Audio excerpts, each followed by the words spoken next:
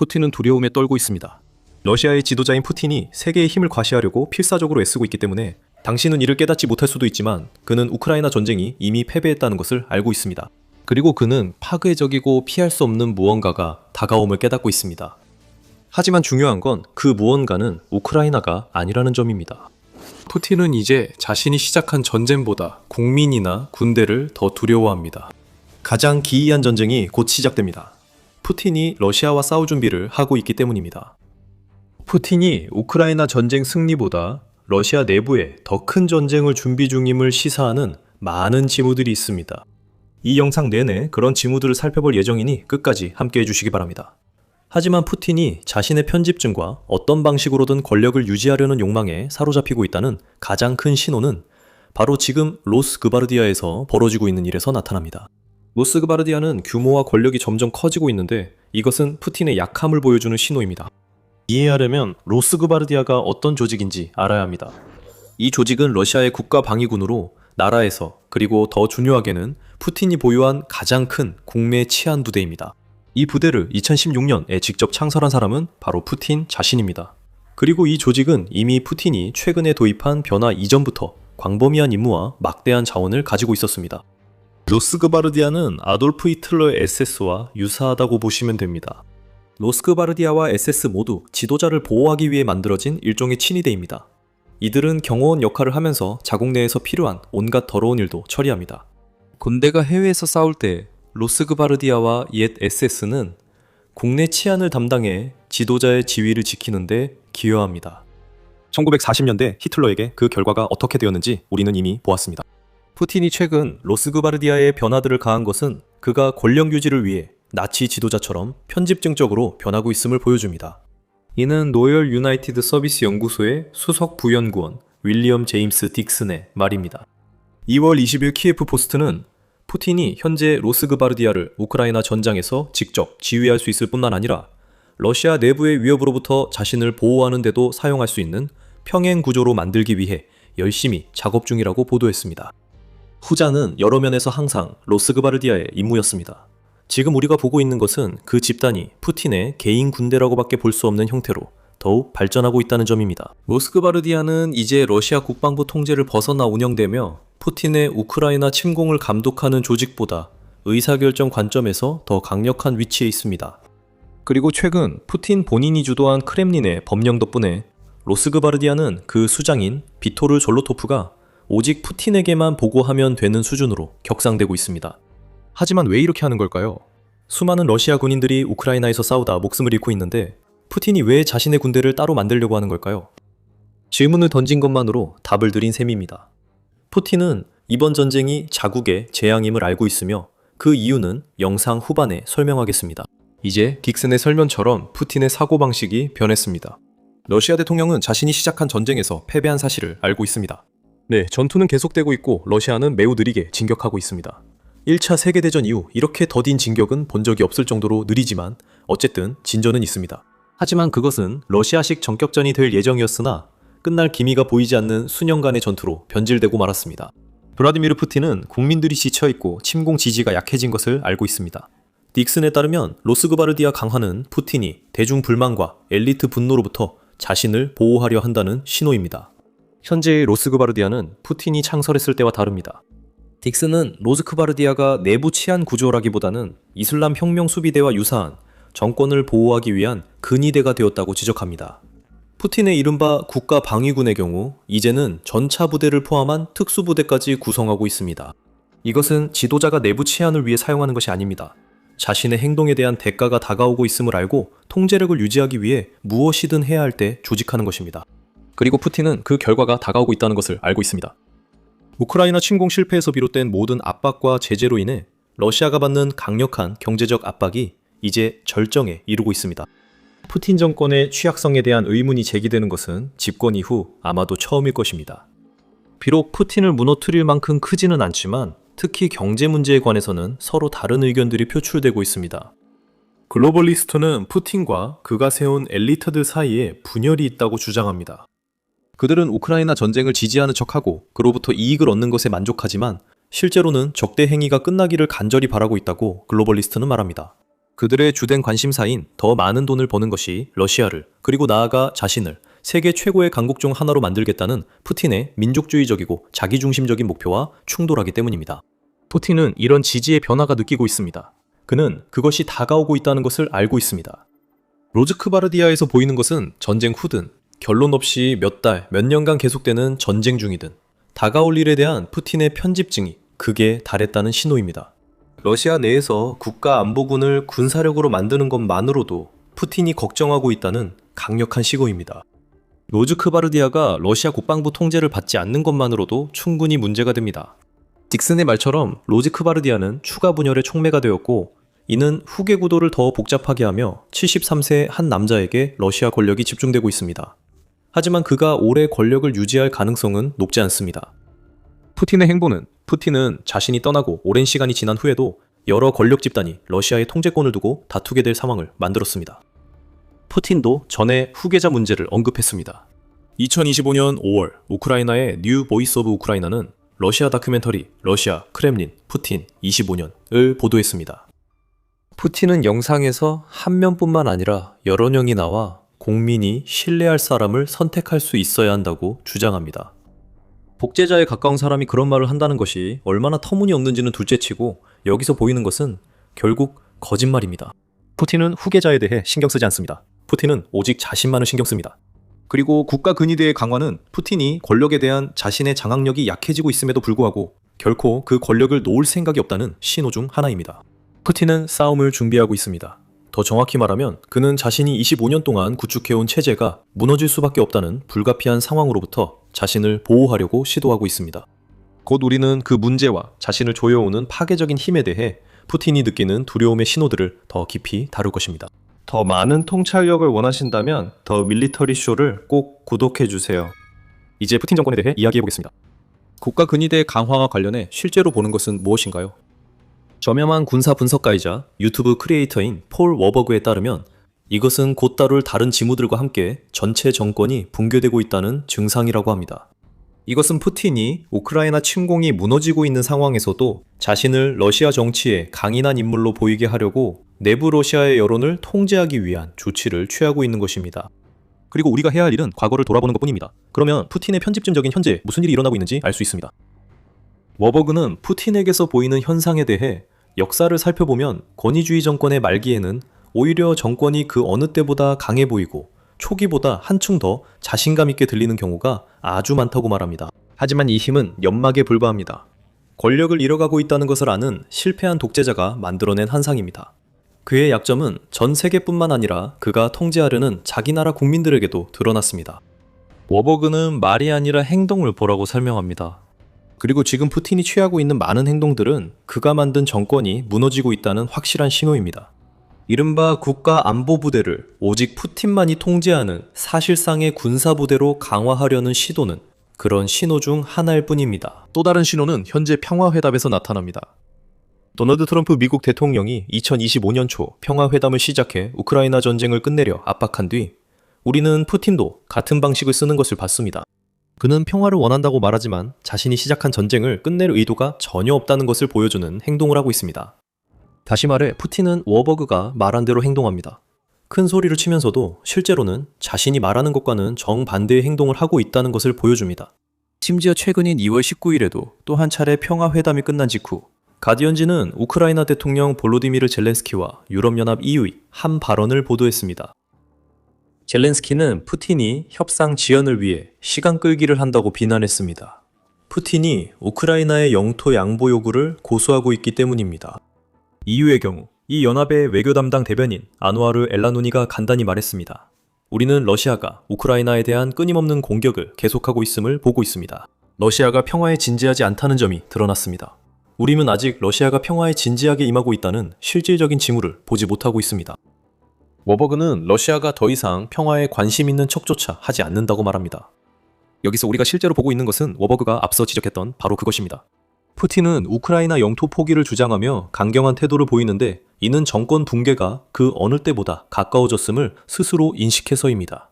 푸틴은 우크라이나에서 멈출 수 없습니다. 왜냐하면 국내에서 싸움이 일어나고 있다는 것을 알고 있기 때문입니다. 그래서 그는 피할 수 없는 일을 최대한 늦추기 위해 할 수 있는 모든 것을 하고 있습니다. 영상 마지막 부분에서 푸틴이 러시아 자체에 대한 다가오는 싸움에 왜 그렇게 편집증적으로 집착하는지 설명해 드릴 테니 계속 시청하시면서 더 많은 정보를 알아보세요. 하지만 현재로서는 평화 협상에서 푸틴이 내세우는 강경한 선언과는 달리 러시아 내에서 그가 취하고 있는 행동들은 그에 미치지 못하고 있습니다. 국가 근위대가 강화되는 이유는 러시아 국민이나 귀환 군인 반란 시 푸틴이 여론을 통제할 실제 무력이 필요해서입니다. 하지만 푸틴은 크렘린을 둘러싼 메시지를 통제하려는 자신의 절박함을 러시아 전역에 분명히 알릴 수 있는 보다 직접적인 조치를 취했습니다. 러시아에서 언론 탄압이 심화되고 있습니다. 이 모든 것은 푸틴의 편집증을 달래려는 것입니다. 동시에 러시아가 말로는 강경한 태도를 보이지만 바르브루크는 푸틴이 평화 협상에 진지하지 않다고 지적하며 러시아 역사상 최대 언론 탄압이 진행 중이라고 말합니다. 소련 시대 이후 이런 모습은 처음입니다. 바르브루크는 이 탄압이 너무 철저해 스탈린조차 기뻐할 것이라고 말합니다. 최근 몇 주간 푸틴은 러시아에서 왓츠앱과 텔레그램 모두 제한했습니다. 특히 텔레그램 제한은 러시아인들과 우크라이나 전쟁 최전선 군인들에게 매우 고통스럽습니다. 일반 러시아인들에게는 전체 인구의 상당수가 사용하는 개방된 소통 플랫폼에 대한 접근이 차단되는 셈입니다. 12세에서 24세 사이의 러시아인 약 85%도 포함됩니다. 이는 크렘린이 승인하지 않은 다른 출처에서 나오는 뉴스를 접할 수 없게 되는 러시아 젊은 층의 상당수입니다. 그게 바로 블라디미르 푸틴이 바라는 점입니다. 그는 러시아에 그 누구도 자신을 전복하려는 거창한 생각을 품는 것을 원치 않으며 특히 육체적 전성기에 있는 젊은이들이 아무리 가능성이 희박해 보일지라도 전투 세력으로 뭉칠 잠재력을 갖는 것을 원치 않습니다. 2월 20일 블라디미르 푸틴이 한 걸음 더 나아갔습니다. 러시아 대통령 블라디미르 푸틴은 그날을 선택해 새로운 법안에 서명했습니다. 이 법은 러시아의 통신 사업자들이 연방보안국, 즉 FSB의 요구가 있을 경우 통신을 차단하도록 의무화하는 내용입니다. 통신 사업자들은 러시아가 테러 위협을 받고 있는 지역의 사람들에게 인터넷 접속을 차단해야 합니다. 이는 대략적으로 푸틴이 우크라이나가 정유시설이나 군사시설을 공격할 때 러시아 내 누구도 외부 세계와 실제로 소통할 수 없도록 하려는 의도라는 의미입니다. 이 모든 것은 이야기를 통제하는 것과 관련이 있습니다. 푸틴의 절박함에서 시간 부족을 아는 지도자의 마지막 몸부림이 보입니다. 러시아 국민에게 큰 피해가 있더라도 푸틴이 통신, 특히 텔레그램을 차단하는 것은 결국 자신의 군대를 방해하는 일입니다. TVP 월드는 크렘린의 텔레그램 단속에 러시아 내 반발이 일었다고 보도했습니다. 군대는 이 앱을 잊는 것이 병사들이 공격을 조직하고 전선에서 소통하던 핵심 플랫폼을 잃는 것과 같다고 봅니다.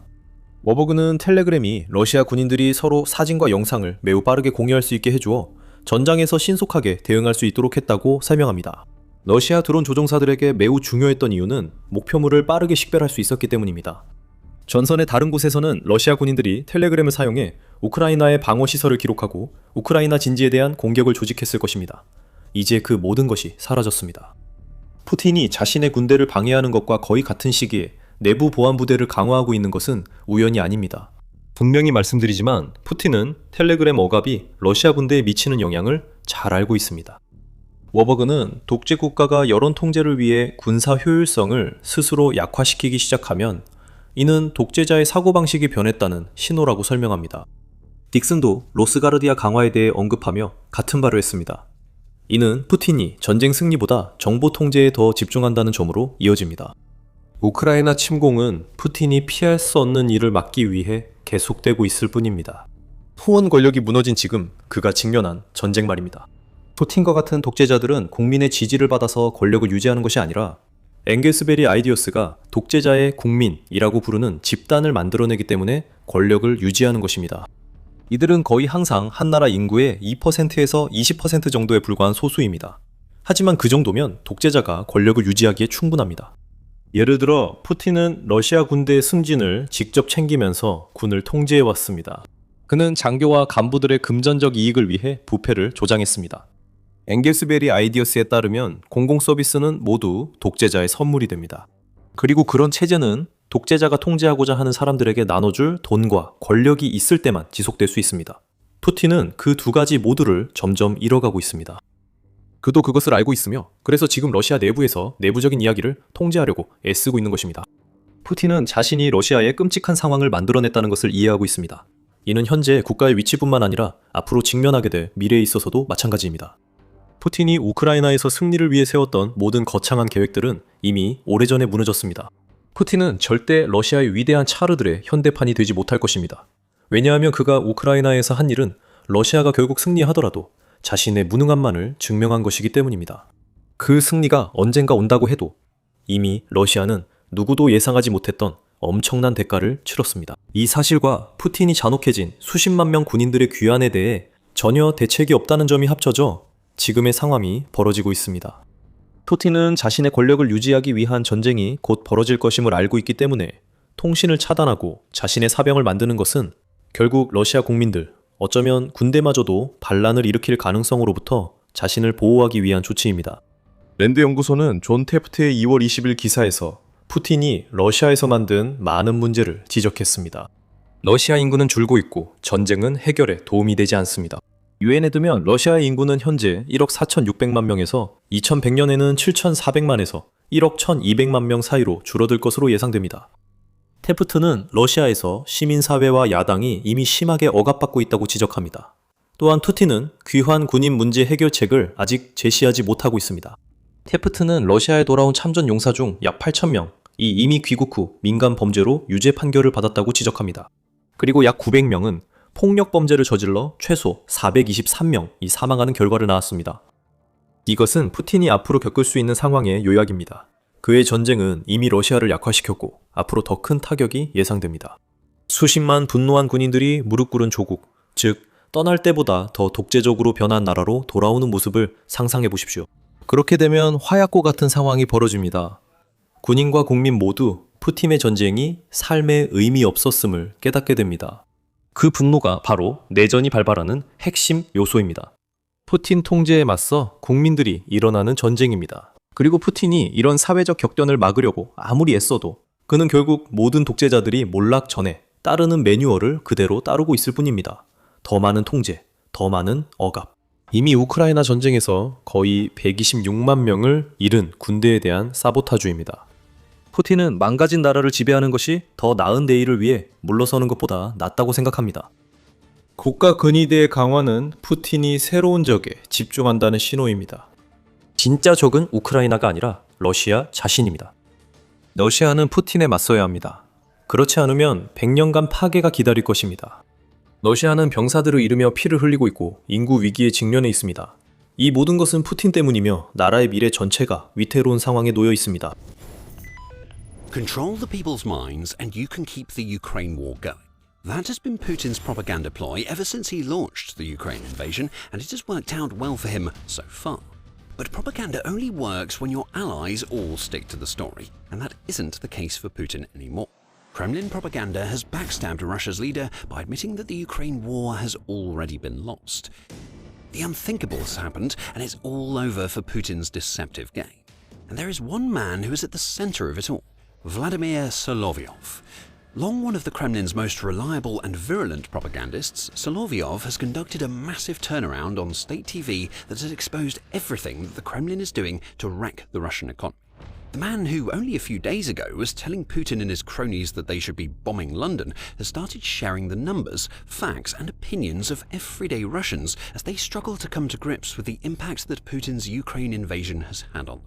For Putin and the entire Kremlin, this is like a shot of poison to their collective veins. The man who is being paid handsomely to spew the mindless narrative that Putin wants his people to believe has come right out and said that it is all nonsense. Russia is struggling. It's on the verge of economic collapse. And as you'll find out if you keep on watching, Putin's desperate attempt to control the spiraling state of his narrative is utterly failing. So, what did Solovyov actually say? Anna from Ukraine, who is a YouTuber who commentates on developments in Russia that are often missed by the mainstream media, explains the basics. She points out that Solovyov is one of the most dangerous men in Russia, specifically because his position on state TV means that he is able to influence the opinions of millions of people who simply don't have access to independent news sources that enable them to get a clearer picture of what is happening, not just in the world, but even in their own country. Solovyov is an extremely dangerous person that created a lot of crimes with his talent of communicating, of spreading Russian BS and so on, Anna says. This talent has perhaps allowed him to earn billions of rubles from the Kremlin, she adds, which makes it very clear that this is a propagandist who has happily suckled on Putin's teat for as long as he could extract money out of the Russian president. Solovyov's reputation is such that even the US Department of State has labeled him a face of Kremlin propaganda, and noted that he has been spreading what it claims to be Guinness World Record-breaking diatribes against the West and Ukraine since 2010. This is a man who has, or had, a network of 17 Telegram channels along with his own state-sponsored TV show, and it's fair to say that he is a main source of news for many people in Russia. We tell you all of this so that you understand the caliber of this propagandist in terms of his pro-Kremlin opinions. And now he's turned on the Kremlin. Solovyov has plunged a knife right into Putin's back, as Anna from Ukraine explains. So this very person decided to enumerate a number of problems that right now destroy the Russian Federation from the inside, she says. Among those problems, Anna adds, are the sky-high interest rates that the average Russian has to deal with, even after Russia's central bank has spent the last few months chopping away at those rates. Solovyov also exposed how Russia's crippled economy is leading to businesses being destroyed, and how many people who are reportedly experts on Russia's economy are predicting a complete collapse, all due to Putin's refusal to end his war in Ukraine. Of course, those outside of Russia have known about these problems for a long time. Right now, Russia's key rate is 15.5%, following another Bank of Russia cut of 0.5%. Whatever minor hope can be derived from a cut evaporates completely when that cut still means that Russia is dealing with interest rates that are triple or even quadruple those seen in places like the US, Australia, Saudi Arabia, China, the UK, Canada, and practically all developed Western nations, per Trading Economics. Even in Rwanda, the key policy rate is 7.25%, less than half the rate seen in Russia right now. And on the business front, Russia's small oil producers are floundering as Western sanctions prompted by Putin's invasion are destroying them. Russian oil prices have been pushed down to $40 per barrel, Yahoo Finance said on February 18th, and that simply isn't high enough to stop many of Russia's smaller suppliers from becoming insolvent. Anna from Ukraine adds to all of this, noting that one of Russia's most important propagandists has exposed so much more. So interest rates are high, businesses are closing, restaurants and shops closing, apartment blocks remain unsold. That is what he kept repeating, she said to Solovyov's outburst. And there was more. Russia's struggling construction, metallurgy, oil and gas industries all came under the propagandist's microscope in a rant that, for once, wasn't aimed at Russia's enemies. It was a direct message to the Kremlin. A message that tells Putin that the Russian people know that the war that their president started is crippling them economically. Russia's economy is in the death zone, The Economist said in a February 16th article. Though Russia's economy may not collapse outright, the outlet says, it will also not recover to any decent level until long after the Ukraine war is over. Russia's economy is stuck, lost in a sort of negative equilibrium, where all it can do is barely hold itself together as Putin's relentless appetite for war consumes every type of industry that Russia has that isn't directly associated with the war that he is waging. It's this horrific state of affairs for the everyday Russian that Solovyov has called out, and it seems that he may have taken such a bold step because he is slowly recognizing that a major power shift is going on in Russia. Putin's grip is slipping. The authoritarian who is so desperate to keep hold of his country can no longer hide the realities that his decisions have brought down upon his own people. Also speaking to the ordinary people, Anna says of Solovyov's exposé, he focuses on these very obvious signals of the dying economy. So perhaps the very fact that he started talking about such things is influenced by the size of the problem that people are talking about on the streets, at work, in their kitchens, and to pretend that nothing is happening is very wrong. In other words, Russia's economic problems have grown too big to ignore. And for a man like Solovyov, that fact creates a dilemma. Does he continue to toe the Kremlin line, that everything is fine and that Russia is powerful? Well, if he does, he ruins his own credibility, and his career as a pseudo-journalist is all but over. Or does the Kremlin propagandist turn on his paymasters to deliver a dose of the reality that is affecting the Russian people, thus risking the wrath of Putin himself? Well, Solovyov has spoken out against Russia's power base before. In the wake of the Kremlin's August 2024 humiliation in Kursk, when Ukraine counter-invaded and snatched up Russian territory, the propagandist said that a resignation is necessary. But even these seeming acts of rebellion have always been tinged with caution. A resignation doesn't translate to Putin's resignation, and that's the point. Solovyov has always tinged whatever scant criticism that he delivers with the undertone of suggesting that Putin is still great, and that all he has to do is surround himself with better people. Well, not this time. By calling out the state of Russia's economy, the Kremlin's favorite propagandist has unavoidably showcased how it's Putin's ineptitude that has led the Russian people to the fate that they now face. And in a few minutes, we're going to explain how it's not just Solovyov over whom Putin is losing his control. An entire network of military bloggers is also turning against the Kremlin and reversing the tide of Putin's propaganda tidal wave. That development twists the knife that Solovyov has plunged between Putin's shoulder blades. And by the way, if this is the kind of insight that you want more of, make sure you're subscribed to The Military Show. We break it down like this every single day. Now, what we're seeing here is the breakdown of the most important weapon that Putin has in his arsenal when it comes to his own people. Narrative dominance has always been the bedrock of Putin's leadership style, as Russia knows that controlling the conversation is what prevents Russia's people from turning against him when times get tough. People like Solovyov are supposed to help Putin with that task. He should be beating the Kremlin drum at all times, not going on state television to expose the shambles of the Russian economy to the entire world. Putin is such a great believer in the concept of narrative dominance that he also tries to exert it on the global stage. The ongoing peace negotiations with Ukraine offer the perfect example, as David A. Depchler writes for Forbes.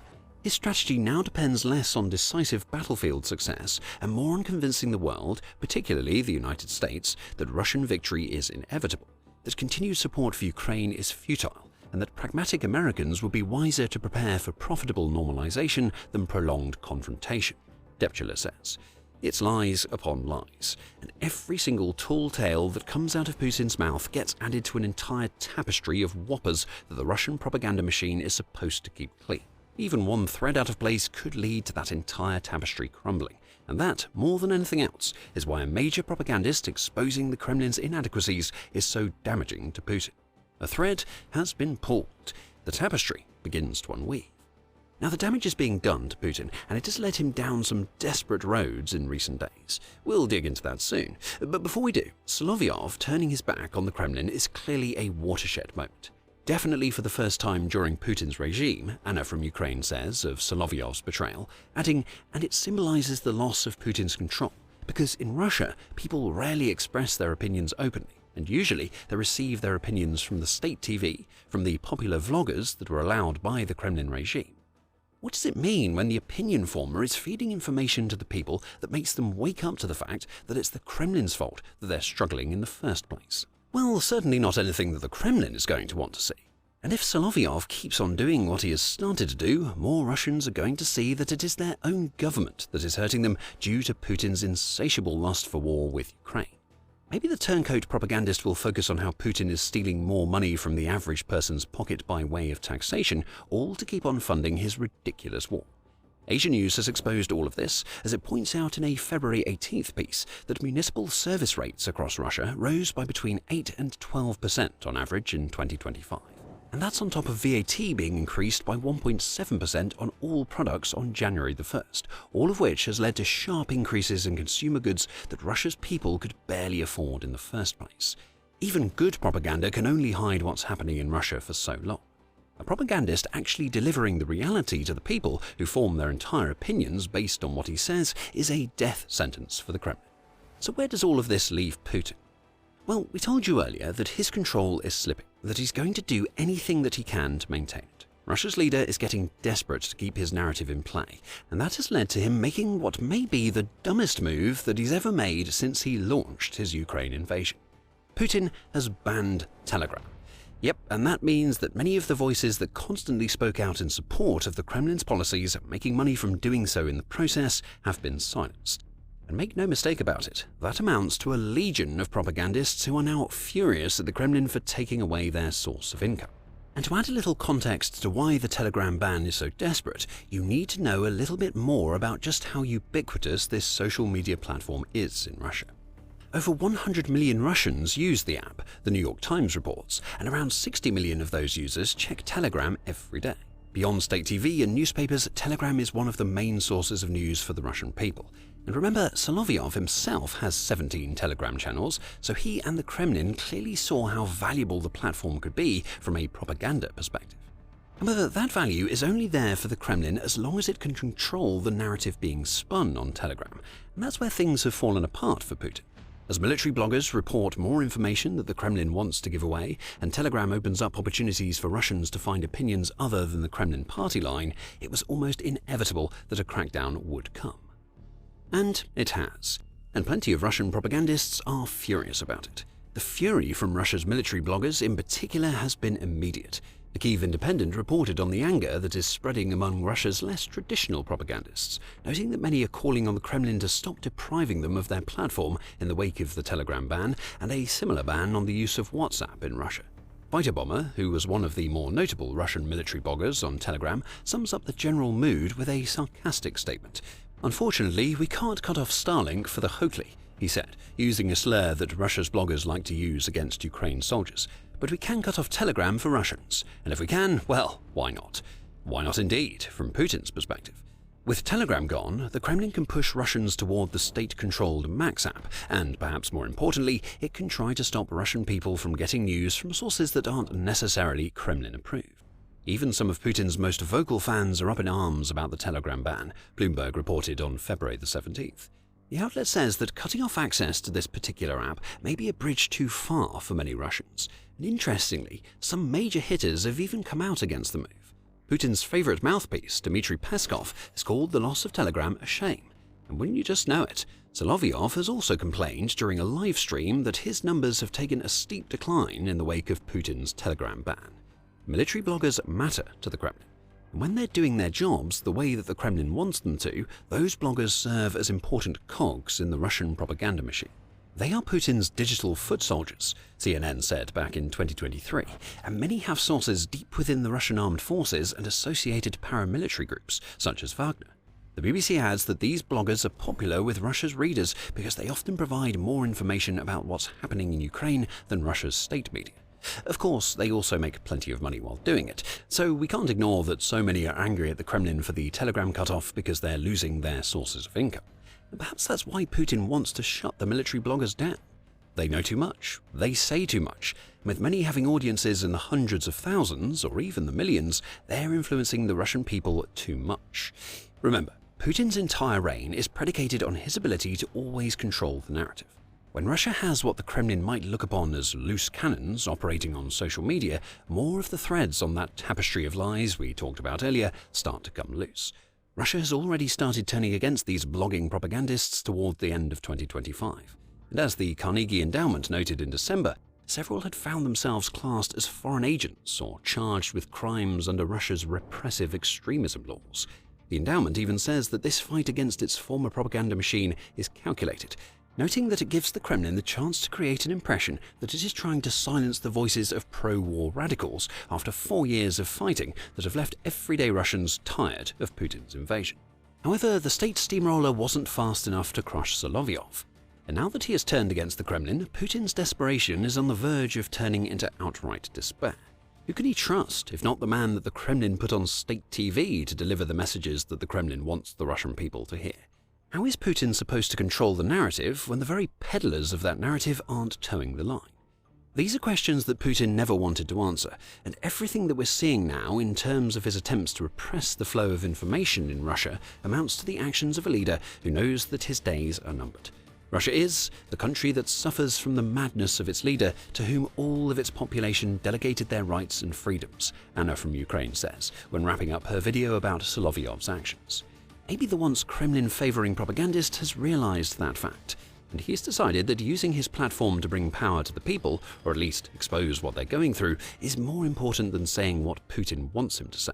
The Ukraine war is already lost, and every Russian is feeling the impact worse and worse with each passing day. With the knife now stuck in his back, Putin will push on, of course. But he'll do it knowing that one of Russia's most influential voices is delivering the very last kinds of messages that the Kremlin wants its people to hear. Putin has crippled his country, and Solovyov knows it. Not even the turncoat talking head has revealed just how bad things are getting for Russia. The Russian economy is in the toilet, but the country has already been flushed, and there may be no finding it in the sewage for a century. 이 전쟁은 러시아가 쉽게 이길 것이라고 생각했던 전쟁이었습니다. 푸틴은 우크라이나가 러시아의 압도적인 군사력 앞에 무너질 것이라고 국민들에게 말했습니다. 하지만 그렇지 않았습니다. 이제 러시아에서 상상 못할 일이 벌어지고 있습니다. 러시아 지역 의회의 의원들이 전쟁에서 졌다는 사실을 인정하고 있습니다. 공포가 지배하고 혼란이 뒤따르며 관계자들은 2차 세계대전을 능가한 이 전쟁이 이제 푸틴이 도망쳐야만 하는 전쟁이 되었다고 주장하고 있습니다. 반대의 목소리가 점점 커지고 있으며 그중 한 명이 그리고리 예레마예프입니다. 69세 예레마예프는 푸틴이 러시아에서 본 거의 모든 것을 목격했습니다. 그는 소련의 전성기 시절 푸틴이 그토록 재건하고 싶어하는 제국을 러시아가 통치하는 모습을 지켜봤습니다. 예레마예프는 소련 붕괴와 러시아 재건 때도 그 자리에 있었습니다.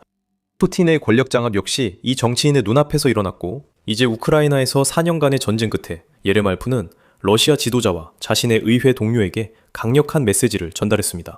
우크라이나 전쟁이 푸틴의 전략적 목표 달성에 실패했음을 인정하십시오. 곧 예레마예프의 주장이 옳다는 증거를 살펴보고 우크라이나가 러시아에게 2차 세계대전보다 더 나쁜 상황이 된 이유도 알아보겠습니다.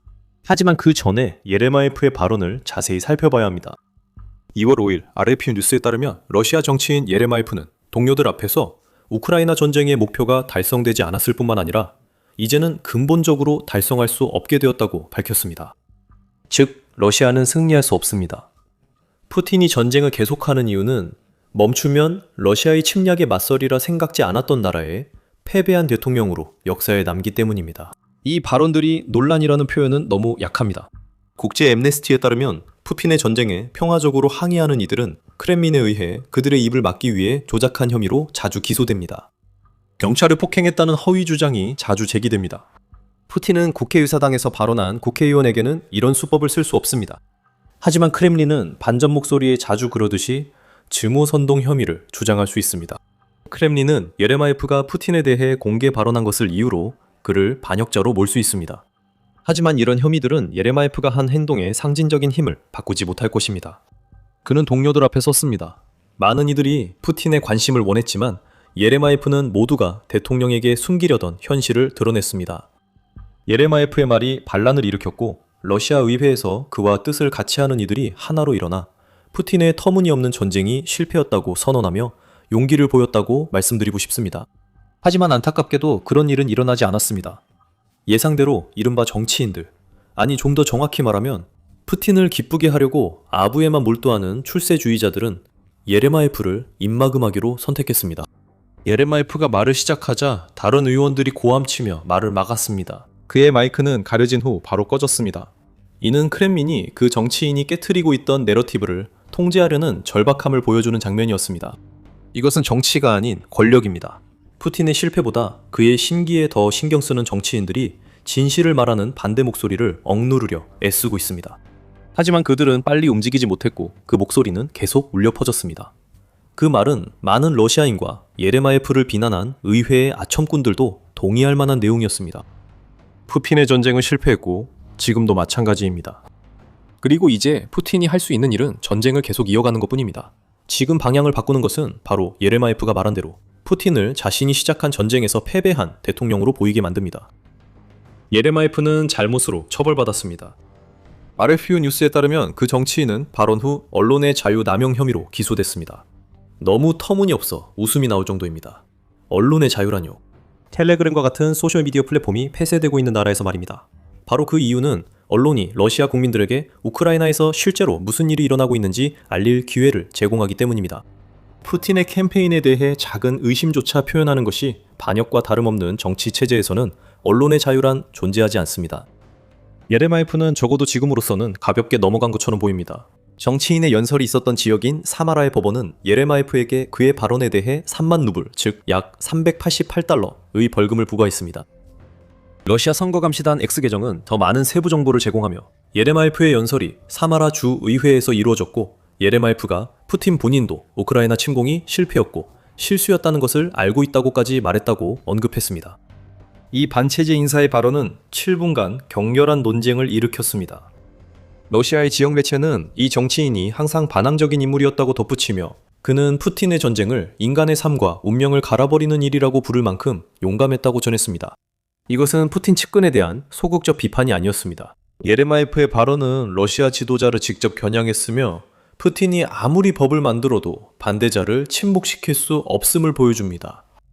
지역 매체에 따르면 예레마예프는 곧 징역형을 선고받을 수도 있지만 우크라이나에서 선전 거짓말과 매일 수백 명의 민간인이 살해되는 일이 일상이 되고 있다고 선언한 대가로 그런 대가를 치러야 한다면 그는 기꺼이 그 값을 치르겠다는 듯 보입니다. 예레마예프는 자신의 발언이 어떤 반발을 불러일으킬지 알고 있었겠지만 그 말을 함으로써 푸틴이 얼마나 사기꾼인지를 드러냈습니다. 그리고 예레마예프는 모든 면에서 100% 옳습니다. 영상 후반부에서는 푸틴이 자신이 시작한 전쟁에 갇혔다는 정치인들의 주장에 대해 더 깊이 다룹니다. 이는 푸틴이 이제 멈출 수도 이길 수도 없다는 의미입니다. 먼저 푸틴이 전략적 목표를 달성하지 못했고 앞으로도 달성할 희망이 없다는 주장에 대해 살펴보겠습니다. 논의의 출발점은 RFU 뉴스가 예레마예프 발언 보도에서 언급한 내용인 것 같습니다. 우크라이나 전쟁은 제2차 세계대전 이후 러시아에게 최악의 전쟁으로 여러 면에서 더 끔찍합니다. 우크라이나 전쟁은 러시아의 제2차 세계대전 참전 기간보다 더 길어지고 있습니다. 라디오 프리 유럽, 라디오 리버티가 보도한 바에 따르면 1월 12일 은소련이 아돌프 히틀러의 군대와 벌였던 전쟁 기간을 이른바 특별 군사작전이 공식적으로 넘어선 시점이었습니다. 3년 10개월 8일. 이 바로 그 마법 같은 기간이었고 그 이후로 하루하루가 푸틴이 숨길 수 없는 실패를 더해가고 있습니다. 그는 자신의 나라를 푸틴이 주장했던 것만큼 빠르게 승리하지 못한 싸움에 끌어들였습니다. 이제 하루가 지날 때마다 러시아는 크렘린의 초기 주장대로라면 이미 오래전에 끝났어야 할 전투에서 평균 1000명의 병사를 잃고 있습니다. 2차 세계대전과 비교해보면 러시아의 상황은 더 심각합니다. 소련의 나치와의 전쟁은 역사상 가장 잔혹한 전투들이 있었지만 러시아의 우크라이나 손실이 2차 세계대전 때만큼 크지는 않습니다. 그러나 푸틴은 소련 선조들이 히틀러에 맞서 이뤄낸 것에 비해 보여줄 것이 훨씬 적습니다. RFU 뉴스에 따르면 우크라이나에 들어오는 러시아 영토 깊숙이 최대 1500km, 즉 932마일까지 침투하고 있습니다. 드론은 2차 세계대전 때 소련의 문제가 아니었습니다. 우크라이나 전쟁이 2차 세계대전보다 길어졌음에도 러시아는 자국 영토에서 계속해서 공격을 받고 있습니다. 이 시점에서 소련은 나치 침략자들에게 승리했습니다. 러시아 내에서의 공격은 더 이상 문제가 아니었지만 우크라이나 전쟁에서는 여전히 문제입니다. 이 모든 것은 푸틴의 잘못입니다. 우크라이나 전쟁은 푸틴 군대의 영토 점령 실패로 러시아의 2차 세계대전 작전보다 더 큰 실패로 평가받고 있습니다. 제2차 세계대전이 끝날 무렵 소련은 나치군을 서쪽으로 1500, 1800km, 즉 932, 1118 마일 밀어내는 데 성공했고 그 결과 러시아가 베를린에 도달하게 되었습니다. 하지만 우크라이나에서 러시아는 아무리 진격해도 150km, 약 93마일밖에 못 들어갔습니다. 푸틴은 소련이 나치와 싸운 기간보다 오래 걸렸지만 영토 10분의 1만 점령했습니다. 그리고 그는 이른바 특별군사작전을 우크라이나 국경에서 시작하는 이점을 가지고 있었음에도 불구하고 이런 실패를 자초했습니다. 푸틴은 소련의 2차 세계대전 당시 군사작전을 전 세계를 구한 성전으로 내세웁니다. 우크라이나에서 그는 러시아를 무너뜨릴 작전을 벌였습니다. 푸틴의 목표는 달성되지 않았습니다. 핀란드 대통령 알렉산드르 스투브에 따르면 푸틴은 이미 전략적으로 크게 패배했으며 결국 역사의 실패자로 남을 것입니다. 2월 13일 위넨 안보회의에서 알렉산드르 스투브 대통령은 모든 실패한 목표를 설명했습니다. 그는 우크라이나를 러시아화하려 했지만 우크라이나는 유럽 국가가 되었고 알렉산드르 스투브 대통령은 이를 첫 실패라 했습니다. 그는 나토 확대를 원치 않았지만 핀란드와 스웨덴이 가입했습니다. 두 번째 실패입니다. 그는 국방 지출을 낮추려 했습니다. 그리고 이제 국방 지출이 5%까지 올라갔습니다. 세 번째 실패입니다. 이렇게 보면 사마라주 의회에서 예레마예프의 발언이 오히려 관대했다고 할 수 있습니다. 우크라이나 전쟁은 러시아의 완패입니다. 푸틴이 원했던 우크라이나 주권 박탈 등 모든 목표가 크게 실패해 예레마예프처럼 푸틴을 공개적으로 비판하는 사람이 더 많지 않은 것이 오히려 놀랍습니다. 러시아의 전략적 패배는 우크라이나 전쟁에서 어떤 분야도 우위에 서지 못해 심화되고 있습니다. 캐나다 정책 잡지는 푸틴의 지배력 부족이 평화 협상에서 러시아에 불리한 지렛대가 될 수 있다고 전했습니다. 러시아는 2025년 말 포피안스크에서처럼 존재하는 도시를 점령했다고 거짓 주장하는 수준까지 떨어졌습니다. 잡지에 따르면 서방 언론에 만연한 러시아군이 진격하고 우크라이나인들이 피신한다는 이야기가 점점 더 명백하게 거짓임이 드러나고 있습니다. 우크라이나의 방어는 헛되지 않고 성공적입니다. 나치 독일은 소련의 진격에 우크라이나가 푸틴에게 무너지는 것보다 훨씬 빠르고 심하게 붕괴했습니다. 이것도 관대하게 표현한 겁니다. 전략적으로 보면 푸틴이 이기지도 못하고 있는 전쟁에 국가의 모든 것을 쏟아붓는 동안 우크라이나는 몇 번의 작은 실수만 겪었을 뿐입니다. 푸틴의 제국주의 망상으로 전진한 러시아군 수천 명이 죽었다는 소식을 자주 들었다면 작은 땅 한 뼘의 대가가 얼마나 큰지 더 생각했을 것입니다. 폴리시 매거진은 서방 언론이 더 자주 보도해야 할 내용에 대해 침략자가 대가를 치르려는 의지를 러시아의 필연적인 성공 신호가 아닌 절박함으로 봐야 한다고 말합니다. 예레마예프가 연설에서 지적한 것이 바로 이런 종류의 실패들이며 그가 그렇게 말했다는 것은 부정할 수 없습니다. 잠시 영토 문제로 다시 돌아가 봅시다. 우리는 이미 러시아가 한때 지구상에서 가장 강력했던 군사국가를 상대로 거둔 성과와 비교했을 때 우크라이나에서의 진격이 얼마나 형편없었는지에 대해 언급한 바 있습니다. 전쟁연구소 ISW 엔터프라이스에 따르면 러시아는 이제 병력 손실을 보충하기 위한 모집이 그 손실을 따라가지 못하는 지경에 이르렀다고 합니다. 크렘린은 2025년에 우크라이나에서 싸울 인원으로 40만 6천 명을 모집했지만 전쟁연구소 ISW를 사상자 추정치가 41만 명을 넘는다고 말합니다. 이렇게 많은 희생에도 불구하고 러시아는 실제로 우크라이나에서 영토를 잃고 말았습니다. 러시아는 2022년 3월에 이미 불법 병합하여 점령하고 있던 크림반도를 포함해 우크라이나 영토의 26%를 차지했습니다. 하지만 앞으로 더 진격할 수 있는 발판을 마련한 것이 아니라 26%가 러시아가 해낼 수 있었던 최대치였습니다. 4년이 지나고 125만 명이 넘는 사상자가 발생했습니다. 러시아는 우크라이나의 20% 남짓만 점령했고 느린 진격이 크렘린 선전을 약화시키고 있습니다. 러시아가 26%를 되찾으려면 수년이 걸릴 수 있고 우크라이나의 4분의 3 이상은 여전히 남아 있습니다. 이는 푸틴에게 큰 망신입니다. 예레마예프 같은 이들의 목소리를 반역이라 막으려 해도 이런 큰 실패 앞에서는 소용없습니다. 모든 사실이 이를 증명합니다. 푸틴은 우크라이나 사태 전의 업적을 스스로 망가뜨렸습니다. 크렘린의 변명은 끝났고 정치인들은 공개적으로 푸틴의 전쟁 종식을 요구하고 있습니다. 푸틴이 자신의 이야기를 퍼뜨리기 위해 의존했던 군사 블로거와 같은 러시아 내 친전쟁 분석가들조차도 이제는 더 이상 신뢰할 수 없습니다. 그들은 예레마예프처럼 외국 대리인으로 낙인 찍히고 있습니다. RFU 뉴스는 전장의 현실과 지휘관, 결정들을 비판하며 전쟁을 위한 대중의 사기를 유지해야 할 이들 사이에 분열을 드러냈기 때문이라고 전했습니다. 이 모든 불행을 극복하기 위해 푸틴은 자신이 우크라이나가 돈바스 지역을 넘기도록 조종할 수 있다고 생각했던 평화협상에서조차 원하는 것을 얻지 못하고 있습니다. 그것만이라도 러시아 대통령에게는 최소한의 성과가 되었을 것입니다. 물론 그의 다른 모든 전략적 목표들은 물거품이 되었고 그 어느 때보다 멀어 보이지만 돈바스 지역을 차지하는 것만으로도 어느 정도의 성공을 주장할 수 있었을 겁니다. 하지만 그것조차도 이루어지지 않고 있습니다. 폴리티코가 2월 13일 언급했듯이 평화협상은 교착 상태입니다. 러시아는 미국을 설득해서 우크라이나에 충분히 압박을 가해 젤렌스키가 돈바스 지역을 양보하도록 만들지 못했습니다. 이로 인해 러시아는 2차 세계대전을 능가하고 모든 면에서 실패한 전쟁을 계속할 수밖에 없는 상황에 놓였습니다. 승리 없이 하루하루 지날 때마다 러시아의 재정 부담이 커지며 이는 푸틴의 또 다른 실패입니다. 러시아가 우크라이나를 점령했다면 부유해졌어야 했습니다. 우크라이나 지질 조사국에 따르면 이 나라는 15조 달러 상당의 광물 자원을 보유해 전 세계 광물부의 무려 5%를 차지합니다. 푸틴은 그 돈을 원했습니다. 4년이 지난 지금 그가 얻은 것은 금융위기의 러시아입니다. 러시아가 예산을 우크라이나 전쟁과 부채 상환에 더 많이 투입하면서 보건, 교육, 경제 인프라, 법 집행, 복지에 대한 지출이 모두 붕괴되어 국가 경제가 침체되고 있습니다. 국제통화기금 IMF는 러시아 경제가 2025년에 0.6% 성장을 그친 적고 정체를 근 후 2026년에는 단 0.8% 성장할 것으로 예측하고 있습니다. 러시아는 일부 자금을 확보하기 위해 석유를 대폭 할인된 가격에 판매하고 있으며 장기적인 인구 문제에도 직면해 있습니다. 우크라이나에서의 막대한 사망자 수는 이러한 문제를 더욱 악화시키고 있습니다. 예레마예프가 맞습니다. 러시아는 우크라이나 전쟁에서 이미 졌습니다. 그리고 그는 또 다른 점에서도 옳았습니다. 푸틴은 지금 멈출 수 없습니다. 왜냐하면 멈추는 것은 그 패배를 인정하고 완전한 실패자로 역사에 남는다는 뜻이기 때문입니다. 푸틴은 이제 함정에 빠졌습니다.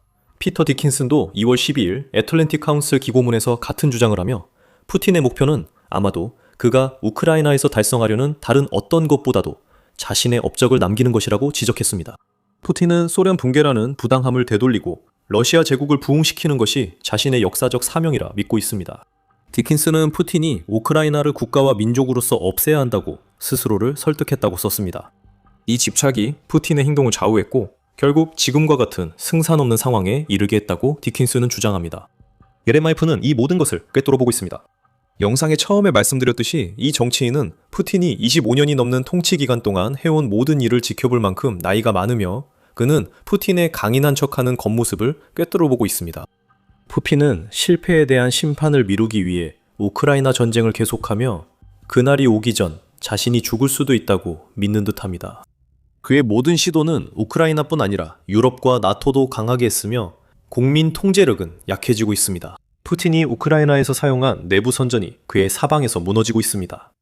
푸틴은 우크라이나가 그의 거처 중 한 곳을 공격했다는 거의 확실히 조작된 주장과 같은 자작극을 벌이며 우크라이나가 절박해지고 있다는 환상을 유지하려 하고 있습니다. 이제 푸틴은 생존을 위해 간신히 버티고 있습니다. 그는 권력 유지를 위해 나라를 중국에 팔았습니다. 유럽연합 안보연구소에 따르면 현재 중국과 러시아 간에는 큰 의존성 차이가 있으며 러시아가 불리한 입장에 있습니다. 다시 말하지만 이는 푸틴과 그의 잘못된 전쟁 때문입니다. 예를 들어 중국이 다른 곳에서 더 좋은 조건을 얻어 러시아산 석유 구매를 거부한다면 러시아를 파멸시킬 수도 있습니다. 실제로 그럴 수 있습니다. 특히 베이징이 새로운 제재로 러시아와 거리를 두라는 압박을 받고 있기 때문입니다. 연구소는 중국이 경제적 고통이 크면 지원 방침을 조정한다고 말합니다. 푸틴이 할 수 있는 유일한 대응은 중국에 더 크게 굴복하는 것인데 이는 실패한 우크라이나 전쟁이 초래한 파멸적인 피해를 넘어 러시아를 더 약화시킵니다. 이제 푸틴에게 패배가 다가오고 있습니다. 러시아가 지금까지 겪은 것을 뛰어넘는 우크라이나에서의 패배 말입니다. 중국이 상어처럼 맴도는 가운데 푸틴은 권력 유지를 위해 모든 것을 포기하며 러시아와 미래에 대한 통제권도 잃고 있습니다. 그리고 예레마예프 같은 국회의원들처럼 크렘린의 서사를 퍼뜨려야 할 바로 그 사람들을 잃고 있습니다. 오늘 한 남자가 가혹한 검열을 당했지만 용기를 내 목소리를 냈습니다. 내일 러시아가 또 굴욕을 당하면 더 많은 사람이 그럴 수 있습니다. 우크라이나 전쟁은 실패로 돌아갔고 반대가 커지고 있습니다. 이제 푸틴은 자신이 시작한 침공이 무너지기 전에 반대 세력보다 오래 버티는 것만 바랄 수 있습니다. 푸틴은 우크라이나의 지원을 받지 못할 것입니다. 러시아 의회가 그를 외면하는 가운데 우크라이나는 푸틴의 전쟁을 끝내 천재적인 전략을 공개했습니다. 살상지대가 기록을 경신 중입니다. 이제 러시아 상황은 더 악화될 것입니다. 편집증에 빠진 블라디미르 푸틴은 러시아 통제력이 약해지고 있음을 느낍니다. 이것은 독재자에게는 용납할 수 없는 일이며 그는 이야기의 주도권을 다시 빼앗아 합니다. 이런 통제 욕구와 갈망이 푸틴에게 가장 어리석은 결정을 내리게 했습니다.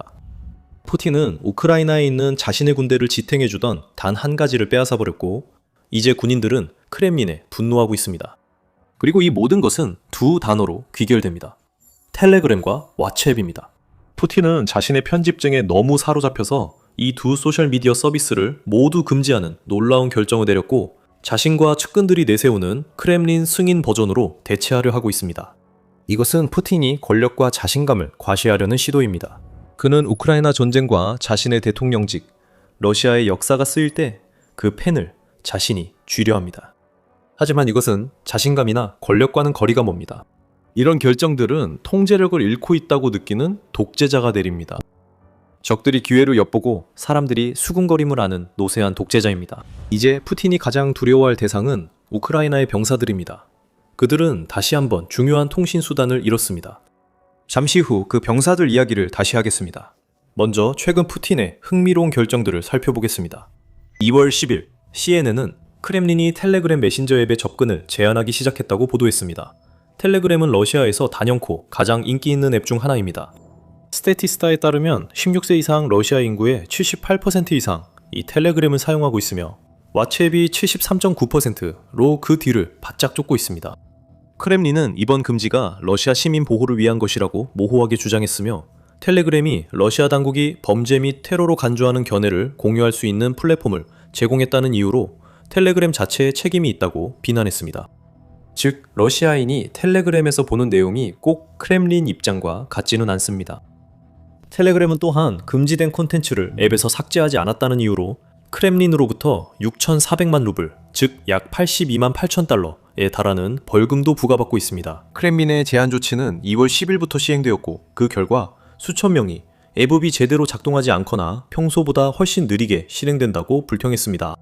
텔레그래프에 따르면 크렘린과 가까운 한 소식통이 독립탐사 매체 베스트카에 밝히길 러시아인들이 현재 겪고 있는 제한 조치가 9월에 있을 국가 두마 선거를 앞두고 텔레그램을 완전히 금지하기 위한 기반을 마련하고 있다고 전했습니다. 크렘린의 여론 통제 방해자가 사라지자 푸틴은 분노를 왓츠앱에 돌렸습니다. 왓츠앱은 러시아에서 텔레그램 다음으로 두 번째로 많이 쓰이는 소셜미디어 앱입니다. 2월 12일 텔레그램에 대한 대대적인 제한 조치가 시행된 지 이틀 만에 알자지라는 크렘린이 법률 위반 혐의로 왓츠앱도 차단하고 있다고 보도했습니다.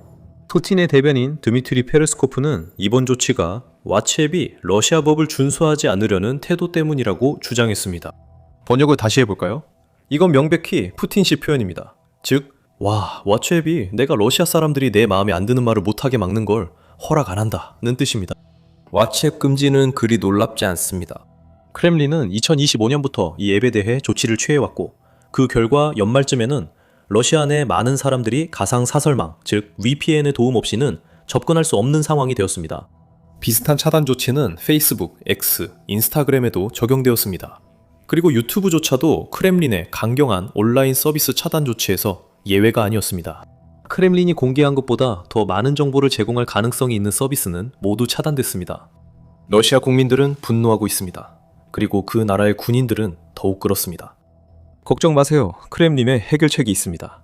푸틴은 러시아에 이런 앱이 필요 없다고 주장합니다. 그들이 해야 할 일은 크렘린이 공식 승인한 러시아산 대안 맥스에 가입하는 것뿐입니다.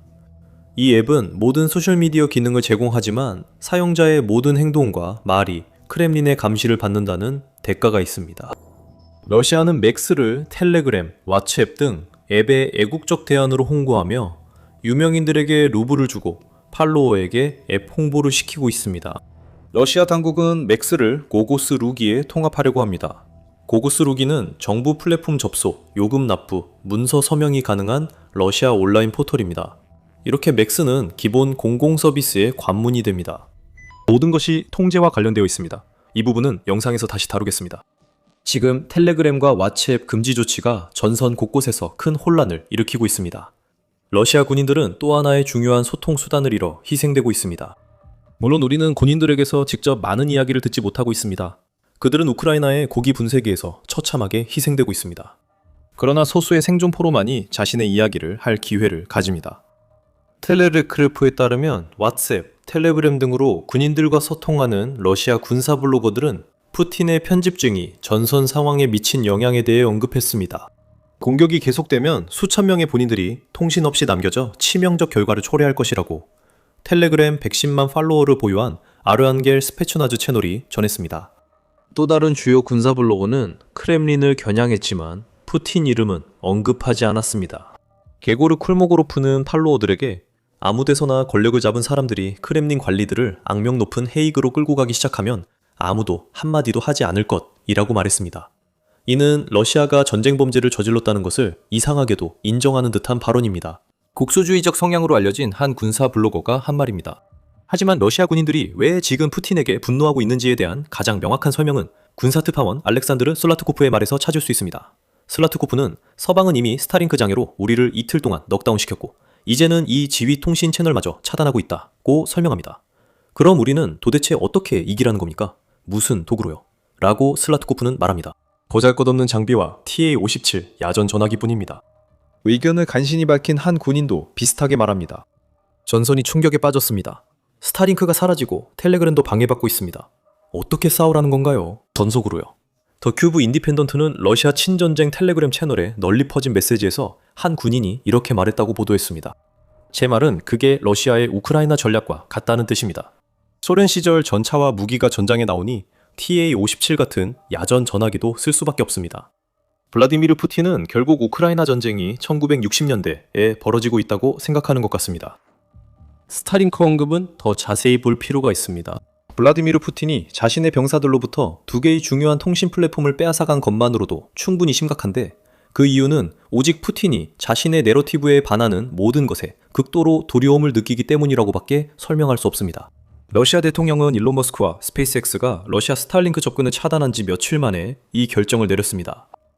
2월 9일 가디언 보도에 따르면 스페이스X가 우크라이나에서 러시아 군인의 불법 스타링크 사용을 차단하자 러시아 군인들은 대체 수단을 찾기 위해 분주했습니다. 스타링크 접근이 제한되면서 러시아는 주요 통신 시스템을 잃게 되었습니다. 푸틴의 배응은 러시아 군인들이 사용하려고 했던 대체 수단들마저 빼앗는 것이었습니다. 정말 뛰어난 군사 전략이죠.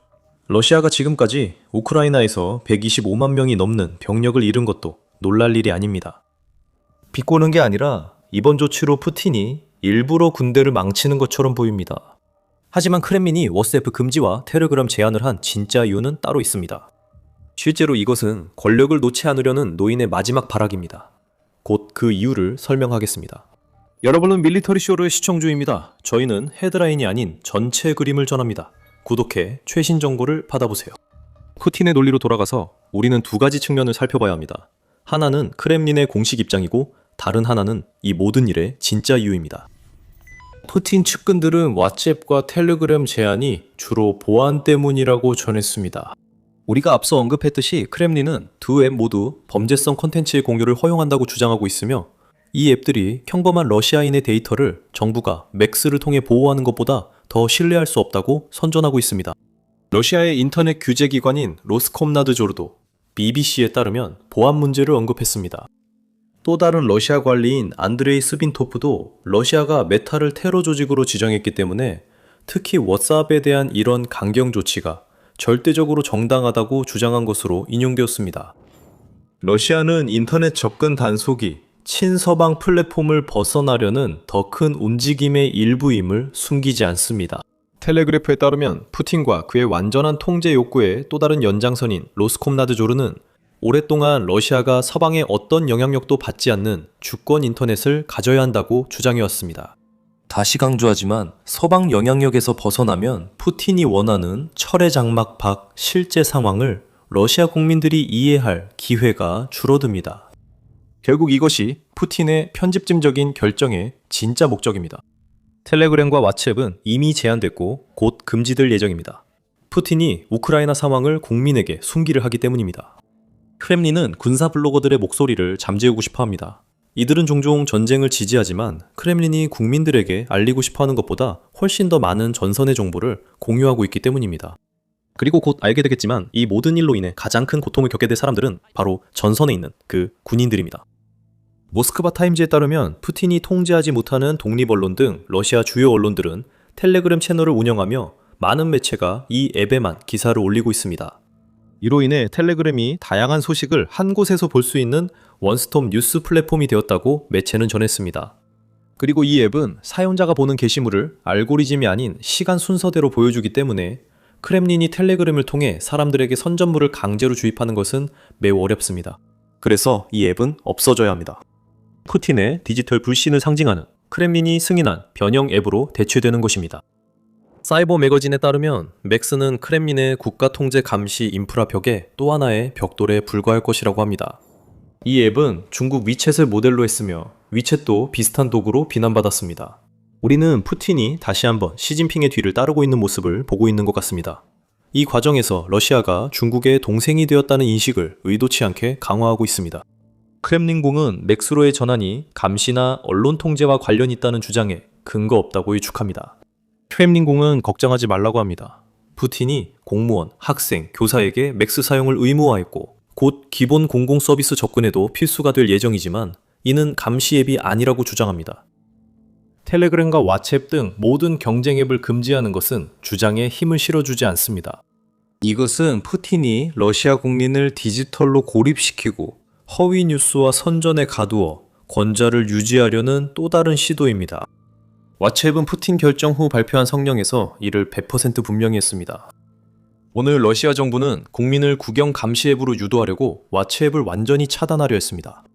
회사 측은 1억 명이 넘는 이용자들을 사적이고 안전한 소통에서 고립시키려는 시도는 시대에 역행하며 러시아 국민 안전을 위협한다고 밝혔습니다. 이것은 과장이 아닙니다. 맥스에서는 크렘린의 불만만 제기해도 FSB가 찾아올 수 있습니다. 푸틴이 원하는 만큼 굴복하지 않았다는 엄청난 죄목으로 테러리스트로 낙인 찍힐 수 있습니다. 하지만 푸틴이 자신의 통제에서 벗어나고 있는 나라를 붙잡으려는 이번 시도가 평범한 러시아인들에게 고통스럽고 잠재적으로 위험하긴 해도 가장 큰 고통을 겪게 될 사람들은 우크라이나 전선에 있는 러시아 군인들입니다. 그들이 크렘린에 분노하는 데는 이유가 있습니다. 여러 가지 이유가 있습니다. 이번 일은 크렘린이 통신 분야에서 군인들을 철저히 저버린 또 다른 사례입니다. 푸틴의 총알바지 병사들은 텔레그램, 왓츠앱, 불법 스타링크 담나기 등을 쓸 수밖에 없습니다. 크렘린이 우크라이나에서 안전한 통신 수단을 제공하는데 완전히 실패했기 때문입니다.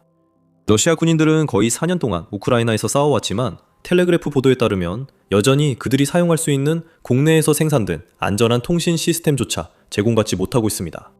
그래서 전선에서는 텔레그램과 왓츠앱 사용이 급증한 것입니다. 적어도 후자인 왓츠앱은 어느 정도 암호화 기능이 있지만 전자인 텔레그램은 러시아 군인들에게 고향과 연결될 수 있는 통로를 제공하고 우크라이나 방어선에 자살 공격을 나갈 때 서로 소통할 수 있는 수단이 되기도 합니다. 이제 그 모든 것이 사라졌습니다. 조잡한 맥스웹은 대체제가 될 수 없습니다. 러시아 군인들은 크렘린이 모든 말과 행동을 감시한다고 알고 있습니다. 러시아 군 내부의 소통은 완전히 끊겼고 이로 인해 러시아 군인들이 목숨을 잃고 있습니다.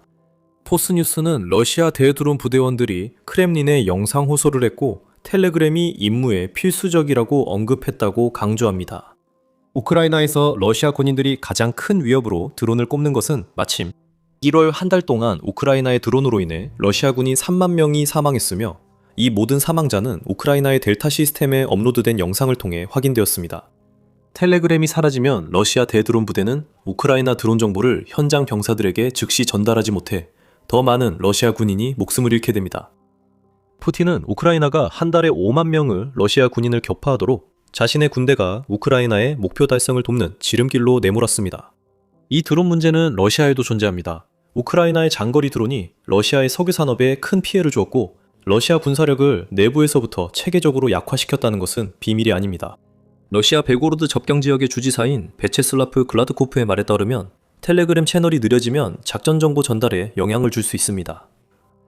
러시아 관리가 크렘린의 현 행동이 군대와 국민에게 해롭다고 지적해도 푸틴은 신경 쓰지 않습니다. 그는 단지 더 많은 통제권만 원하고 청알바지들의 운명엔 신경 쓰지 않습니다. 텔레그램, 왓츠앱 금지는 러시아 군인들의 소통을 막아 죽음에 이를 수도 있습니다.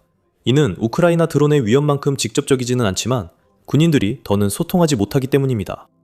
포스뉴스에 따르면 텔레그램은 러시아 군인들이 고향 친구, 가족과 소통하는 주요 플랫폼입니다. 이 앱 차단으로 러시아 군대의 기존 사기 저하 위기에 추가 위기가 커지고 있습니다. 특히 텔레그램과 같은 앱이 러시아 군인들이 정부가 제공하지 못한 장비를 구하는 데에도 사용된다는 점을 생각하면 더욱 그렇습니다. 키이우 포스트에 따르면 러시아 군인들은 기본적인 보급품과 일부 경우에는 임무 수행에 필요한 장비를 마련하려 크라우드 펀딩에 의존해야 한다고 합니다. 이런 크라우드 펀딩 캠페인은 어떻게 조직될까요? 당연히 텔레그램입니다. 지금 크렘린의 결정을 비난하고 있는 군사 블로거들이 종종 푸틴이 제공하지 않는 물품을 푸틴의 군인들에게 지원하기 위한 모금 캠페인을 조직하는 사람들이기도 합니다. 텔레그램 금지는 모든 것을 망칩니다. 군인들은 군사 블로거들에게 필요한 것을 알릴 수 없게 되고 텔레그램이 차단되고 결국 금지되면 블로거들은 더 폭넓은 대중에게 기금 모금을 호소할 수 없게 됩니다. 결국 더 많은 죽음이 발생합니다. 장비를 제대로 갖추지 못한 군인들이 드론이 들끓는 지옥 같은 곳에 아무와도 소통할 방법 없이 보내지고 있습니다.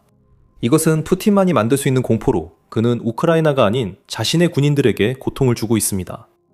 러시아 군대는 음식도 물도 없고 유나이티드 24 미디어 보도에 따르면 군인들은 이제 먹을 것도 마실 것도 없어 자신들이 마치 옷걸이가 된 것처럼 옷이 헐렁거린다고 씁쓸하게 농담을 하고 있습니다. 그리고 이제 푸틴은 그들이 필요로 하는 것을 얻을 수 있었던 몇 안 되는 자원 중 하나마저 빼앗아 버렸습니다. 텔레그래프는 한 러시아 군사 블로거의 비꼬는 발언을 인용해 안타깝게도 우크라이나인들에게 스타링크를 차단할 수는 없지만 러시아인들에게 텔레그램은 차단할 수 있다고 전했습니다. 푸틴을 대신해 페스코프는 텔레그램과 왓츠앱이 러시아 군인들에게 필수적이라는 모든 주장에 맞서려 했습니다. 러시아 군인들과 군사 블로거들이 정반대로 말하는데도 그는 최전선 통신이 텔레그램 등 메신저로 관리된다는 건 상상할 수 없다고 힘없이 말했습니다. 텔레그램이 사용됐고 왓츠앱이 사용됐으며 스타링크도 사용됐습니다. 이 모든 것들은 빼앗기고 감시가 목적이지 소통이 목적이 아닌 국가가 운영하는 서비스로 대체되고 있습니다. 비둘기나 소련 시절 야전 전화 사용이 꼭 나쁜 생각만은 아닐 수 있습니다. 푸틴 자신이 일으킨 전쟁의 참상 속에서 군인들의 목숨을 지켜주던 유일한 수단마저 푸틴의 편집증이 빼앗아 버렸으니 러시아 군인들에게는 이제 의지할 다른 수단조차 없습니다. 푸틴이 우크라이나 전쟁에서 일부러 지려는 느낌도 듭니다. 혁신 경쟁으로 불리는 이 전쟁에서 러시아 대통령은 군인들을 석기 시대로 돌리려 합니다. 우크라이나 드론이 가득한 살상지대 탓에 러시아는 점령지마다 큰 희생을 치르고 있습니다. 이제 텔레그램과 왓츠앱이 차단되어 더 많은 피가 흐를 것입니다. Putin's shadow apparatus was supposed to be his key to winning the Ukraine war. The inner circle trusted by Putin was everything, but that inner circle has backstabbed him by doing something so insane that it has sabotaged the entire Ukraine war. And worst of all for Putin, it was his own secret service that slid the knife right into his back. How? Well, the FSB stole $5 billion right from under Putin's nose. And that's according to Christopher Steele, who is the former leader of the Russia desk at the UK's MI6 intelligence organisation. Now, speaking to the Trump report at the end of December, Steele laid it all out. I think it's clear that a very large sum of money was allocated by the Kremlin, by Putin, to sort of subversive operations in Ukraine. Probably up to $5 billion between 2014 and 2022. And a lot of that money simply disappeared into the pockets of SFB officers and FSB businesses, and was utterly corruptly embezzled from the effort, Steele claims. This was money that Putin had earmarked for use in Ukraine. Russia's leader wanted to weaken his target before he struck, and he's made sure that his secret service, the FSB, which is supposed to be one of his most powerful instruments, had everything that it needed to get the job done. But instead of reporting on the reality of what Ukraine was doing to prepare for a fight, or conducting the sorts of operations that would damage Ukraine, the money was pocketed. And all Putin received before he launched his invasion was nonsense about how Ukraine wasn't ready, and how it wouldn't be able to put up a fight because the country was too weak. We'll come back to that point a little later in this video. First, the big question is simple. Is there any evidence behind Steele's claims? Now, while Steele doesn't provide any evidence himself, paying even a little bit of attention to what was happening to several people in the FSB during the 2014 to 2022 period shows us that corruption was rife in the organization. And we have 3 cases for you, each of which involves the kind of squirreling away of Kremlin resources into FSB pockets that shows exactly what we mean when we say that Putin has been stabbed in the back.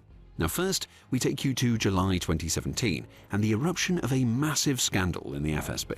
Now, in that month, the Warsaw Institute reported that information on the detention of several FSB officers who were suspected of corruption had been leaked to the media, suggesting that Putin's security apparatus was already collapsing into infighting and jealousy long before he invaded Ukraine. The story revolves around a man named Sergei Chemysov, who was then, and still is, the head of the state corporation Rostec. Now, Chemysov is one of the FSB's most influential figures, and his position on the Rostec board means that he also controls a company called Snegiryov Research Institute of Technology. Now, that company happens to make electromechanical and mechanical detonators for different types of ammunition, which means that it is a pretty important part of the war machine that Putin would later unleash on Ukraine. Now, a group of FSB officials who were supposed to be working for Putin and should have been aligned with the Rostec head were the first to betray Russia's leader. That group, the Warsaw Institute says, tried to extort large bribes from the board of the Snegiryov Research Institute of Technology. But that is just the start of the problem. Those FSB officials had been investigating the institute and had discovered that salaries were being paid to vacant posts within the business. These dead souls were getting paid, and the officials wanted bribes of a few million rubles for each of the vacant positions they found. Chemysov flexed his FSB influence and had 5 corrupt FSB officers arrested. But he only did it because those officers were trying to con a conman, and the money being paid to the vacant posts had to be going somewhere, and the odds are that somewhere is Chemysov's own pocket. Now, Chemysov has survived. He still leads Rostec, but immediately we see the scale of the problem that Steele mentioned. FSB officials were willing to hide Chemysov's misdeeds in return for bribes, and Chemysov himself is filtering money through an institute that is essential to the Russian war effort right into his own pocket. Now, this is a form of sabotage that is being hidden from Putin, and it gets much worse. Fast forward to May 2019, and the Organized Crime and Corruption Reporting Project was reporting on a former FSB official called Colonel Kirill Charkalin. He was in hot water with the Russian government after being detained for using his former position as the head of the FSB's Financial Counterintelligence Unit to accept bribes worth up to $850,000. As part of the investigation, Russia sent officials to scour Cherkalin's apartment, There, they found that $850,000 was, well, something of an underestimate. Those officials eventually left the former FSB's officials' home carrying several massive bags containing 12 billion rubles, which was equivalent to about $185 million at the time. Now, the irony in all of this is that Cherkilin had previously led an FSB department that was responsible for uncovering the very sort of corruption that he engaged in. Under Cherkilin's watch, investigations had been carried out into the billionaire brothers Magomed and Ziauddin Magomedov. Cherkilin's FSB department had also looked into the former Russian economy minister, Alexei Ulyukayev, as well as another former minister named Mikhail Abazov. Just like with the Chemezov case, we see corruption layered on corruption. Now, political infighting is more important within Putin's inner circle than actually delivering what Russia's president wants and needs. And through all of that infighting, billions of dollars are simply disappearing. Chemezov used his power to avoid his fate. Cherkilin wasn't so lucky. In April 2021, he was sentenced to 7 years in prison for his crimes, along with a pair of other FSB officers named Andrei Vasiliev and Dmitry Frolov. So Cherkilin wasn't even acting alone. He had 2 other FSB agents come along for the ride. And we have one more example to share with you before we come back to what the many examples of corruption that are just like this have meant for Putin. So in February 2024, the Bell reported that Russian investigators were looking into an incident that had seen FSB officials team up with crooked members of Russia's investigative committee to fabricate a murder case that they then used to extort 15 billion rubles, or around $200 million, from the supposed suspects.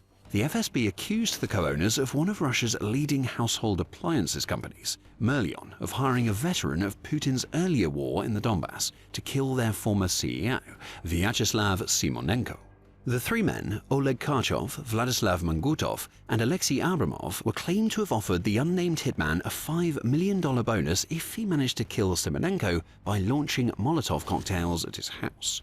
Now, this already seems like an unlikely story, but it was enough to see the accused trio spend 6 months in jail as they awaited a trial that could have landed each in prison for up to 20 years if they were convicted. That was the whole point for the FSB officials. As the 3 men awaited their trial, a corrupt lawyer working for the FSB offered them a way out. All they would have to pay was the aforementioned $200 million, in addition to a cut of 2% of Merlion's turnover every single year.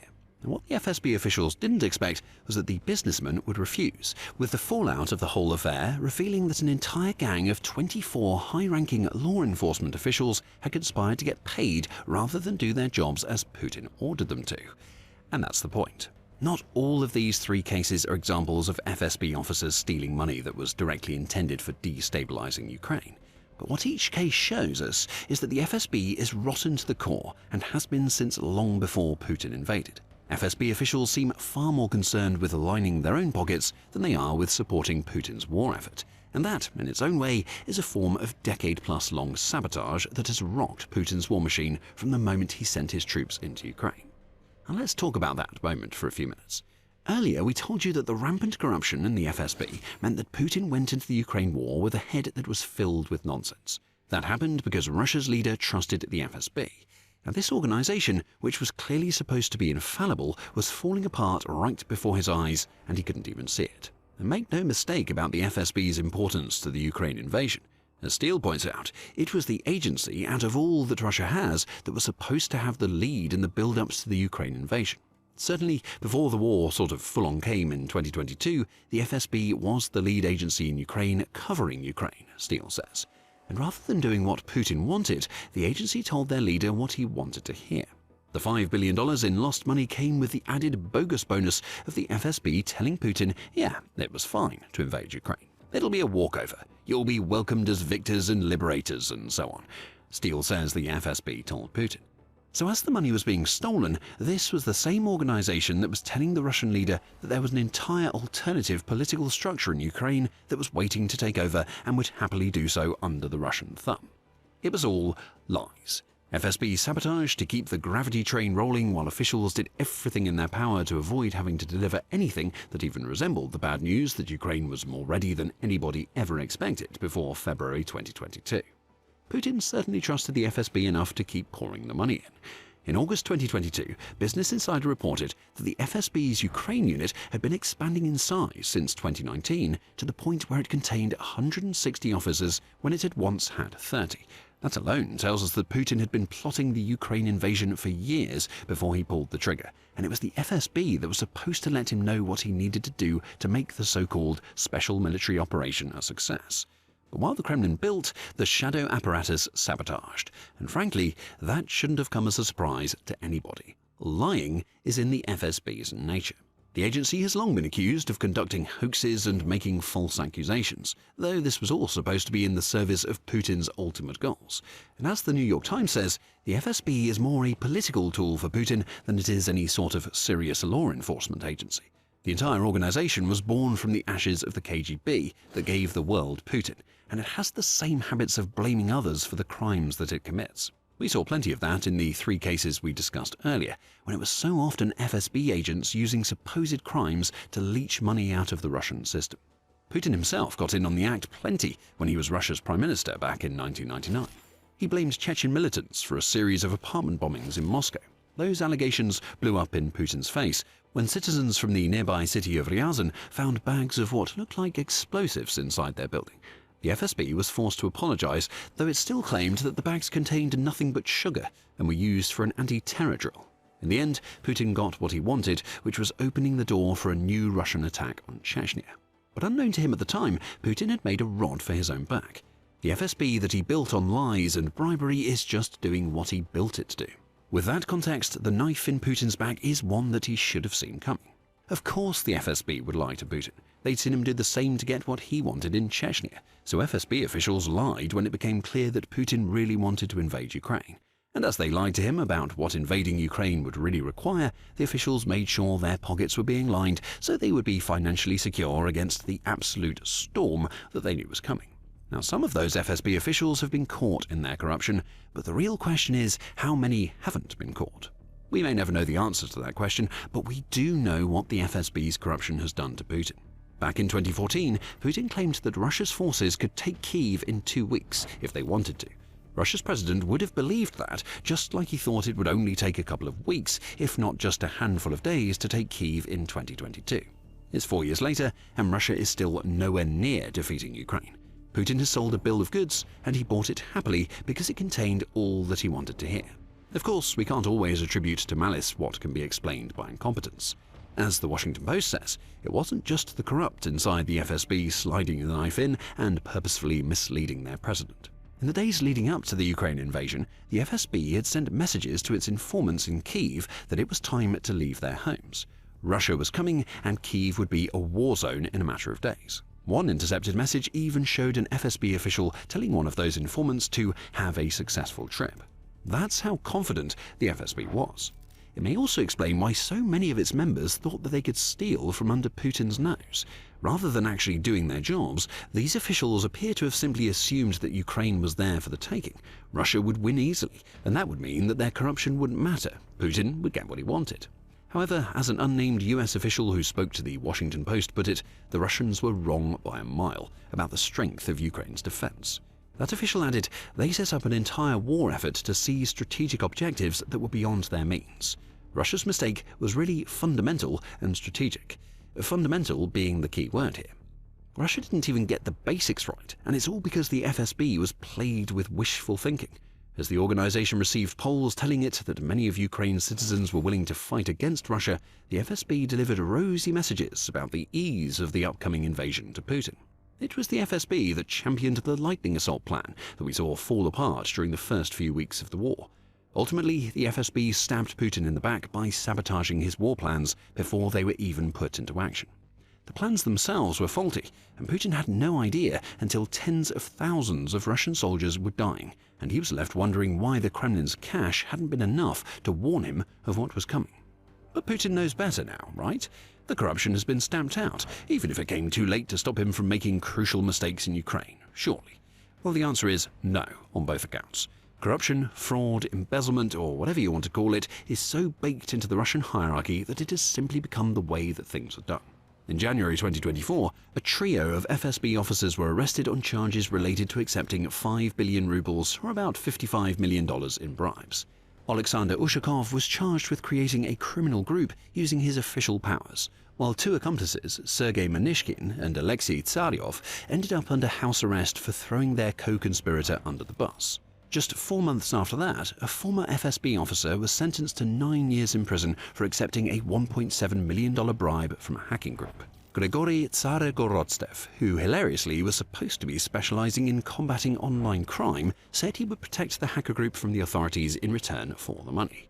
Tsaregorodtsev failed. The hackers ratted him out, and yet another FSB official was exposed for looking out for himself rather than doing what Putin was paying him to do.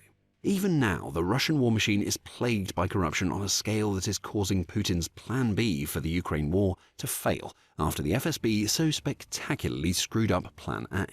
The Russian military-industrial complex, or OPK, is blighted by the same issues that run rampant in the FSB. As Chatham House put it in July 2025, endemic corruption is a defining feature of the OPK and, more widely, of the Russian military. Corruption facilitates the inner workings of the military establishment. Putin is basically playing corruption whack-a-mole at this point. For every successful strike the mallet makes, 2 more cases crop up. Putin can't rid Russia of corruption. He is corruption embodied, which is why his inner circle so readily betrays him. Those doing the investigating on Putin's behalf are often corrupt themselves, and they will be caught out by other corrupt people and so on, which has turned Putin's inner circle into an Ouroboros of degradation and failure. Nothing that Putin can do will make this better. This is what he built Russia and especially the FSB to be. I don't think you'd want to be anywhere near Putin when you brought bad news, Steele says during his appearance on the Trump Report. And of course, what that means is the distortion of information going up to leadership is quite significant and will have an impact. I would argue on both the politics and foreign policy of Russia, but also warfighting and the economy. Putin lives in a bubble. He doesn't want the bad news. He doesn't want to have to actually pay attention to what is happening in the corrupt systems he built, as long as those systems are doing their jobs. But while the cat's away, the mice will play. And those mice have burrowed so many holes into Russia's house that the collapse of Putin's Ukraine war is inevitable. As his inner circle sabotages his every move, Putin also has to deal with everyday people inside the occupied territories of Ukraine who are resisting Russia's every move. These are the people that the FSB told Putin would welcome Russia with open arms, but they're using violent and non-violent means to resist, as you'll discover if you watch our video. And if you enjoyed this video, be sure to subscribe to The Military Show for more investigations into the failure of the system that Putin has built around himself.